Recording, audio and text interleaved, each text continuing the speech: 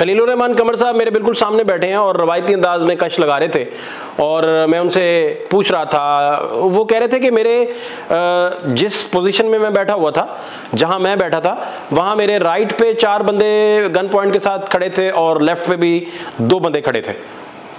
खलीलुर रहमान कमर साहब की जो फैमिली है, उन्होंने आज उन्हें बड़ा वाज़ेह तौर पे कहा है कि आपने इनको बख्शना नहीं है, जिन लोगों ने इतना बड़ा ट्रैप सेट करके और आपकी ज़िंदगी से खेलने की कोशिश की है। दूसरा कुछ मुझे मोटिवेशनल स्पीकिंग का कोई पता नहीं है, मुझे ये भी नहीं अंदाज़ा कि लोग क्या सुनना पसंद करते हैं, क्या उन्हें नहीं पसंद।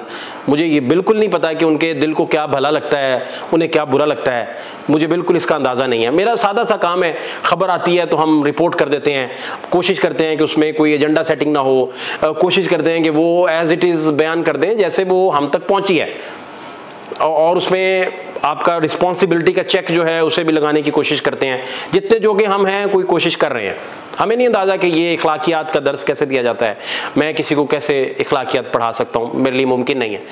मेरे पास कोई सनद नहीं कि मैं अपने व्यूअर्स जो मुझे जान से ज़्यादा अजीज़ हैं, जिनकी वजह से मैं हूँ, उनके सामने मैं कोई इखलाकियात की बात शुरू कर दूँ, मुझे बिल्कुल नहीं अंदाज़ा। लेकिन एक सर्टन प्रिंसिपल है जो प्रैक्टिसिंग है, वो है विक्टिम ब्लेमिंग। आप मुतासरा शख्स को ब्लेम नहीं करते, ये यूनिवर्सल लॉ है। मसलन आबिद मलिक केस में खातून पर रेप जब हुआ तो सीसीपीओ लाहौर, अल्लाह ताला गरीक रहमत करे, इस दुनिया में नहीं रहे, उन्होंने कहा कि ये 3 बजे लेने क्या गई थी मोटरवे पे। तो सारी दुनिया ने उनको कहा था कि आप विक्टिम ब्लेमिंग क्यों कर रहे हैं, किसकी मर्जी है, वो जब मर्जी घर से जाए। अगर कोई बंदा रेप की नीयत से घर से निकलता है तो उसके कॉन्सिक्वेंसेस और हैं। अगर अगली पार्टी राजी है, ये भी राजी हैं और गए हैं, तो आगे से अगलों ने अगवा कर लिया, अगवा करके, और आप यकीन कीजिए एक बड़ी इंपॉर्टेंट चीज़ है, जब आप किसी को अबडक्ट कर लेते हैं, अगवा कर लेते हैं, तो उसमें स्टोरी लम्हा बलम्हा बदल रही होती है, क्योंकि उसमें पार्टिसिपेंट जो हैं, रिंग लीडर जो है और 3-4 जो कमांडिंग फोर्सेस हैं, वो और तरीके से सोचते हैं। फिर उनका मतमा नज़र बदलता रहता है, स्टोरी में ट्विस्ट आते हैं।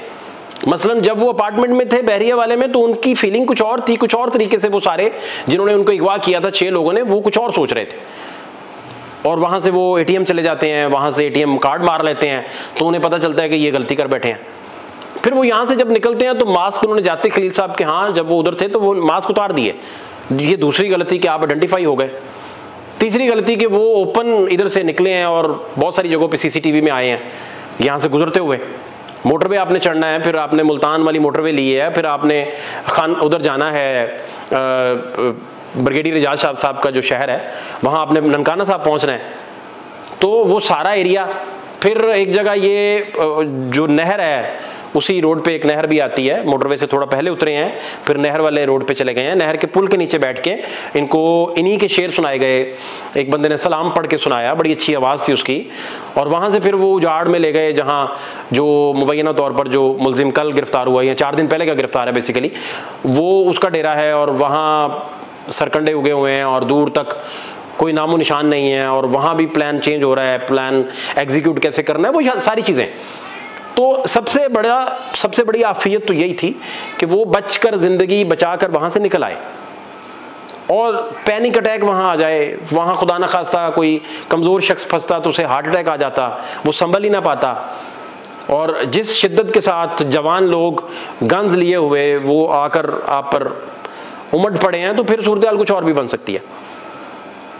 अब दूसरा फेज़ आ जाता है। दूसरे फेज़ में अगर मेरा खलीलुर रहमान कमर साहब से कोई नजरियाती क्लैश है, तो वो क्लैश विक्टिम ब्लेमिंग वाले दिन तो उसका आपने साफ चुकता नहीं करना कि आप विक्टिम ब्लेमिंग जिस दिन हो गई, जिस दिन कोई मुतासरा हो गया, तो आप कहें जी कि ये 2 टके की कहता था तो ये 20 टके का हो गया है, या आप कहें जी कि ये तो औरत के लिए ये लफ्ज़ इस्तेमाल करते थे, औरत कार्ड इस्तेमाल करते थे, उनके मुखालिफ जाते थे औरतों की, ये वो जो भी नज़रियात उनके रहे, जो भी बात उन्होंने की उनका जवाब उन्होंने देना है, लेकिन तमस्खर उड़ाना, आप वीडियोस लगा लगा के उन पर फप्ती कसना, तो इसका ये मतलब है, सादा सा मतलब है कि खलीलुर रहमान कमर चुप करके घर बैठ जाते और ना बताते कि अगवा हो गए हैं, चूंकि उनकी इज्जत जो है इस तरह सरे बाजार आ जानी थी। क्या इस वजह से वो चुप करके घर बैठ जाते, या वो इस वजह से चुप ना करते कि वो इसको फेस करके तो जो भी किरदार थे उनको बेनकाब करके कैफरे किरदार तक पहुंचाते। आप उनकी जगह होते तो क्या करते? आपको कोई आमना अरूज ट्रैप करके हिडन कैमरों के जरिए फिल्म बना ले और बाद में भत्ते का मुतालिबा करे तो आप क्या करेंगे? आपके पास क्या ऑप्शन है? क्या आप महीने की बुनियाद पे, 15 दिनों की बुनियाद पे कि हफ्ते की बुनियाद पे भत्ता देना पसंद करेंगे, या वो जब मर्जी आपके घर आकर आपको ब्लैकमेल करना शुरू कर दें, आपसे कभी गाड़ी का मुतालबा करें, कभी आपसे बंगले का मुतालबा करें, मुतालबात बढ़ते जाएं, पहले 1 करोड़ मांगे, फिर 2 करोड़ मांगे, आहिस्ता आहिस्ता आपके यहाँ तक आ जाएं और गले तक आ जाएं कि भाई अब ये प्रॉपर्टी भी हमारे नाम लगाओ। क्या ये आपके साथ हुआ हो? कोई आमना अरूज आपको अपने घर बुलवा ले और वो राजी हो आपके साथ, आप भी राजी हो, तो वो आप चले गए हैं तो आगे से ये सेट है, सीन सारा ये सेटल्ड है, तो फिर क्या करना चाहिए? क्या आप आमना अरूज के खिलाफ जाकर FIR करवाते और अपनी बेगम के सामने ये वीडियो जो है, जो भी वीडियो आई जो गन पॉइंट पे बनी है खलीलुर रहमान कमर साहब के मुताबिक कि 4 बंदे इधर खड़े थे, 6 इधर खड़े थे, या मुमकिन है कुछ फर्ज कर लें कि इससे पहले भी कोई चीज़ें फिल्म हो चुकी हैं, तो क्या वो भी मंजर आम पर अगर आ जाती हैं तो ये पता चल गया किरदार कौन से हैं, उन पे FIR हो गई, उनका ट्रायल शुरू हो गया, ट्रायल से मुराद के वो अब रिमांड पे हैं, चलान जब पेश होगा तो ट्रायल में चले जाएंगे, तो फिर क्या ऑप्शन बचता है? और फिर खलीलुर रहमान कमर साहब का जो महकमा है, काम का जो धंधा है, वो इजहार का धंधा है, वो सर्विसेज हैं सोसाइटी के लिए। जैसे आप लता जी को सुनकर दिन भर की थकावट आपकी उतर जाती है, जैसे फिल्म सिलसिला देख के आप फिल्म सिलसिला को जीते हैं, इसी तरह खलीलुर रहमान कमर के ड्रामे देख के लोग उनको जीते थे। उनके फैंस जो हैं वो, मैं मरगी शौकत अली हो जिसमें वो रक्की को कह रहे हैं कि एक आईना जो है वो मेरे घर में भी लगा है, मेरी हवेली में भी लगा है, जो नसीब पहले दिखाता है और आपकी शक्ल वो बाद में दिखाता है, या सदके तुम्हारे का खलीलुर रहमान कमर। तो फिटे मुंह उस मोहब्बत का जिसमें इल्हाम ना हो, वगैरह वगैरह। तो इजहार का जो शोबा है उसमें सर्विसेज हैं। बहुत सारे लोगों ने वो ड्रामा देखकर बड़ा कथारसिस किया। सोसाइटी की सबसे बड़ी खिदमत होती हैं कि आप उन्हें इजहार करना भी सिखाते हैं और साथ ये भी करते हैं कि आप वो कथारसिस कर सकते हैं उस किरदार को। कोई किरदार मर रहा है किसी भी वजह से, कोई डूब रहा है, तो आप भी साथ रो रहे होते हैं, तो आप किरदार को साथ जी रहे हैं, किरदार के साथ आप चल रहे हैं। तो हिंदुस्तानी सिनेमा हो, पाकिस्तानी सिनेमा हो, आपका हॉलीवुड का सिनेमा हो, आपका ड्रामा हो, टेलीफिल्म्स हो, 11वीं फेल हो, आपकी नवाजुद्दीन सिद्दीकी की सुपरहिट फिल्म्स हो, या उसकी मंटो हो, या जितने भी किरदार नवाजुद्दीन सिद्दीकी साहब ने, चूंकि वो नसीरुद्दीन शाह साहब की रिप्लेसमेंट है आज के दौर में, 8 फिल्मों के माहिर हैं, गुरु हैं, तो खलीलुर रहमान कमर पाकिस्तान में एक हैं, इसमें कोई दूसरी राय नहीं।